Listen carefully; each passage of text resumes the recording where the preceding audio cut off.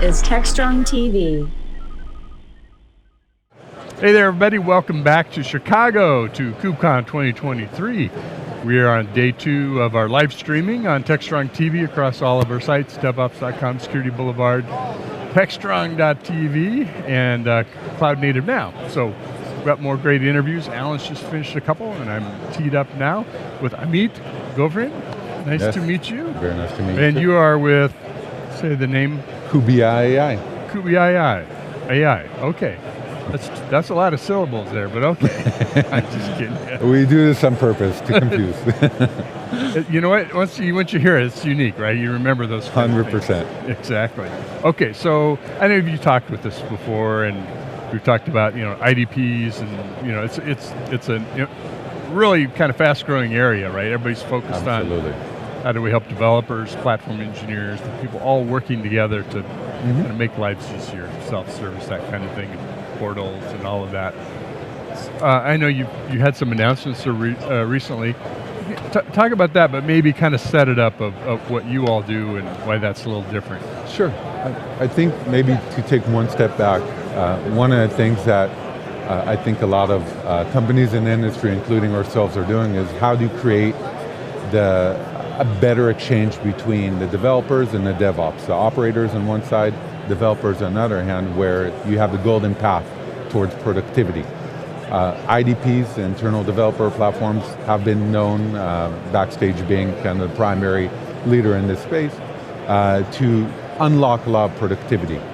One of the things that we at KubeCon have discovered, and this is what we've tried to essentially address, is the self-service is only as good as the interaction between the users and the tools. And where often it does break down is on the fact that it's a one-directional exchange between the user and the tool. If you fail on authentication, fail on permission, don't know the variables you need to pass, or anything just doesn't work as expected, you have a question, you have to go back into a Jira ticket queue in order to go and to essentially get assistance from a human being. So what has come to fruition the last year, obviously ChatGPT doing the market education for this, is conversational AI, having a two-directional exchange between machines and humans. We've married these two worlds together. We've created that exchange between your users, developers and operators, with the tools, in a way where you can have a full-on conversation with it. You can go and spin up a Kubernetes deployment, it will ask you how many replicas, you can scale it up, scale it down. You can have query your Jira ticket queue, for example, and ask it questions about who owns what, where they're assigned, creation, notating, anything that you would be able to do as a human, only in this case, you're just having a conversation, because imagine having, on the other side, someone like Fred, John, Bob, on the on-call channel having a conversation with you. We're replacing that with a virtual assistant. So replacing the virtual assistant model, yeah. It sounds like also you were maybe describing, if I got this right, that the developer technical staff can interface through ChatGPT to say, I mean, the nice thing about ChatGPT is you can talk to it like a programming language, just in conversational logic, right? Sure. I want you to create this for me with blah, blah, blah. Is that part of what you're saying? You can kind of give it instructions or requests? One minor replanation, we're not using ChatGPT. Oh, okay, okay. It's a ChatGPT-like experience. It's probably the best way to anchor people to I jumped that. Yeah. Which is fine. We're using about 8 different language models, both large and small. We're actually using conversational AI piece with GPT-4 for Azure, just kind of a FYI, but that's separate. The experience is ChatGPT-like, only here it's your tools, your programs, your scripts, essentially a personalized IDP, if you may, for each and every persona in the organization, each and every individual in the organization. Okay. So are you using generative AI, large language models underneath, or that's just the experience that you're delivering with whatever technology? Certainly, so large language models are giving that natural exchange. Essentially the benefits of large language models and the generative piece we're using it, but we're also harnessing and scaffolding it with rule-based systems, with sound engineering practices. So that's how you get the benefit of an expected outcome on one hand. Our users would expect an expected outcome. Essentially, it has to be deterministic what they'd get on the other end. I'm glad you said that because I was getting kind of thinking down the ChatGPT Sure. line. It's nice, but you don't get the same response. Same outcome is not necessarily guaranteed to be consistent, to be accurate. So it makes sense on the back end, the scaffold. And there's permissioning and rule-based systems in place to harness the LLM to function the way you would expect it to. Very nice. So you talked about the developer experience, and I totally get the cognitive dissonance between I'm working in my IDE and doing my developer thing, and then I got to go to this ticketing system or go to some a weird kind of operating portal that wasn't built for developers, but I still got to use it. Maybe it is, but it's only as good as how it's been upkept, maintained, or what you've actually input into there. So you still have to go into program it to act the way you expect it to. Well, and it's part of the flow too, right? Yeah. I mean, I might not know all 10 answers to all 10 questions at the start of the interaction, but I need to get it started and then finish it at some point in the process. So, but it's about in the flow of the developer work, not I'm a form, fill me out, right? 100%. Great. Well, so the announcement then, summarize again for us, because I kind of stepped on it with the GPT stuff. Yeah, no, it's fine. So we came out last year actually with our initial platform, which was more resembling next generation of workflow automation, because it was more so to get people connected to the world of conversational AI into the world of IDPs, right? Where we took it from there, and especially with the evolution of large language models, is an agent-based approach where we're using different models and different agents trained on different models in order to map out effectively different functions within a transaction, almost like a human brain and the lobes interacting with each other. So when you go and interact with the system, depending on how you approach it, it could be show me how I do something, say set up a VPN, that may be in your docs. So we're using RAG techniques, obviously, to go into train on your knowledge base.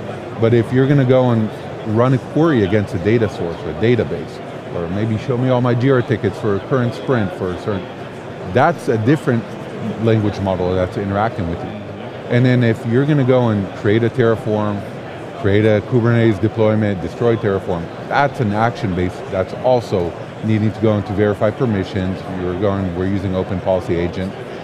We're also using all the techniques for data masking. And then we obviously have the orchestration layer, a state machine that will go into orchestrate all of those with the business logic of the organization. So there's a lot going on behind the scenes. It is. Well, a lot of different kinds of to the user, it's seamless. You have a brain emoji thinking and then reading back to you what it's doing. So it's actually very fun interaction, human-like interaction, but then behind the scenes, there's a lot that's going on. Very cool.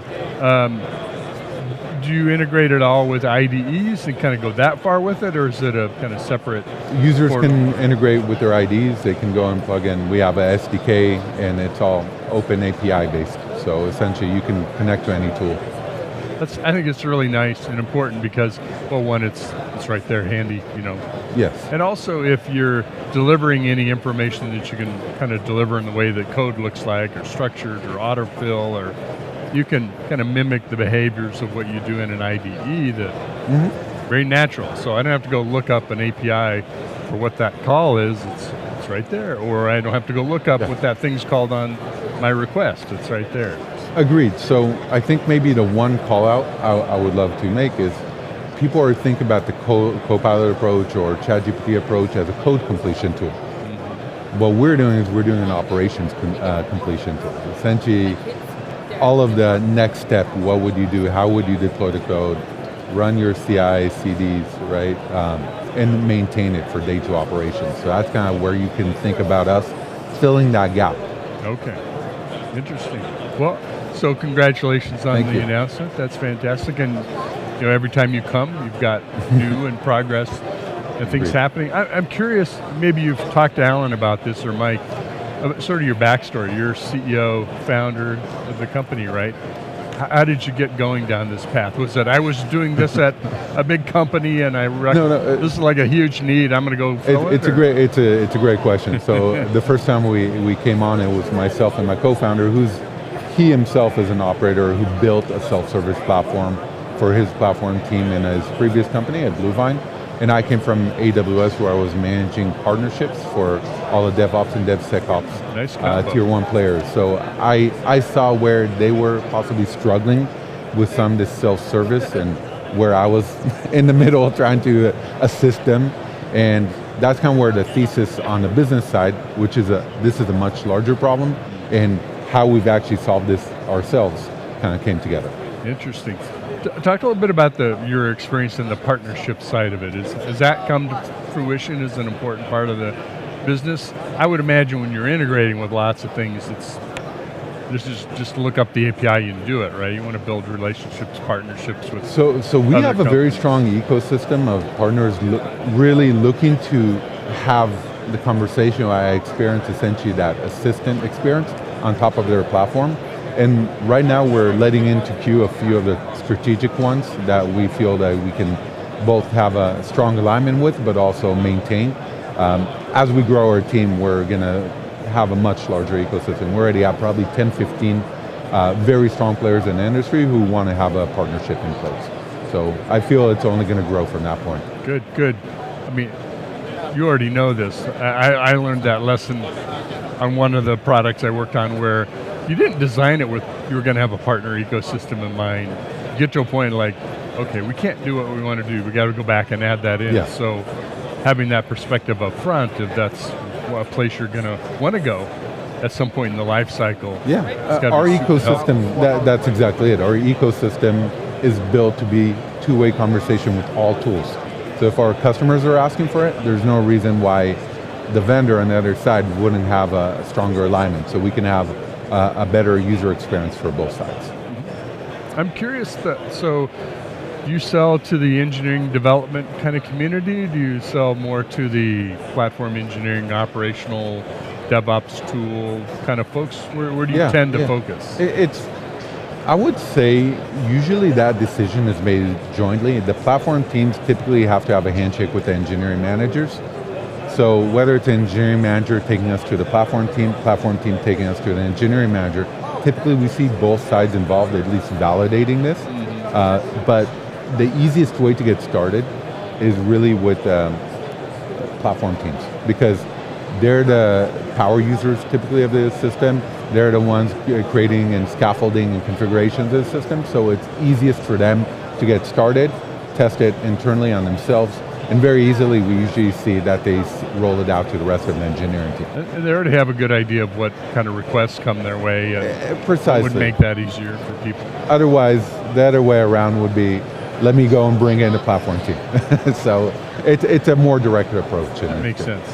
And it's nice, I could totally see, it's starting well. Hey, something might make it easier to maybe take a load off the platform engineering team, or them saying, hey, we're here to augment easier them. way to work with this, right? We're here to augment them. Not everybody has the luxury of hiring 3 to 5 more headcounts for next year, but if you could do so with 1 or 2 headcounts and then now you can scale. Great. If you kind of look forward a little bit, maybe this next 6 months or maybe 12 months, 6 months or so, what things are happening in the industry, maybe where you're heading, what are you thinking about next? The most recent announcements by OpenAI have been very interesting, because from our perspective, it's giving us even more tools in order to get to our end goal, which is, in my opinion, a self-driving operator. Self-driving operator that will be able to take end-to-end tasks away from human beings and really free them up to do the highest and best use of their time. It's still going to require human-in-the-loop interaction. We don't expect it to be overnight, but I think a lot of things that was announced recently is already in line with what we've been doing, but it's only making it easier and more, again, unlock more and more use cases. Seems like OpenAI have done a pretty decent job of don't throw it all out there, right? Incrementally add capability. Yes. When you're ready to handle it. Yes, because we've been in the space a couple years, we've been thinking about, we've already been architecting our platform to be conversational native. that's allowing us to move very fast in this space. Great. Well, tell folks where can they go check it out? Can they get a demo Absolutely. online, or what can we do to help? That's a beautiful part. We open our platform up for self-service, so you could actually sign up at kubia.ai, www.kubia.ai, sign up for a free trial. We also have a sandbox where you could, without needing to put in organizational credentials or anything, it's a gated experience. Obviously, it's a bit more limited, but you could go and have that nice exchange with Kubi, our DevOps assistant, and really enjoy the experience before committing to going into a trial. Appreciate the sandbox. You don't want to quite turn it loose on your infrastructure quite yet, right? Let's kick the tires and then get Mostly there. read only. We have a few write actions in there, but typically we want to make sure it's rated PG for what people can do with it. So. Exactly, great. And it's spelled KUBIYA.ai. Great. Thank you very much. It was on I'm sure on your title, but yes. I mean, very pleasure there. talking with you, and congrats on the new progress, new release, and capabilities, and where you're headed next. Great market to be in. I appreciate it, and I appreciate your time here today. Of course, great to have you on. For our folks, for the people in the audience, so Amit's representative of some of the great things that are happening, not just at KubeCon, but in our industry, and progress is happening overall. So stay tuned, we've got more great interviews coming back up. Don't go away, we'll be right here in a few minutes, so we'll be back.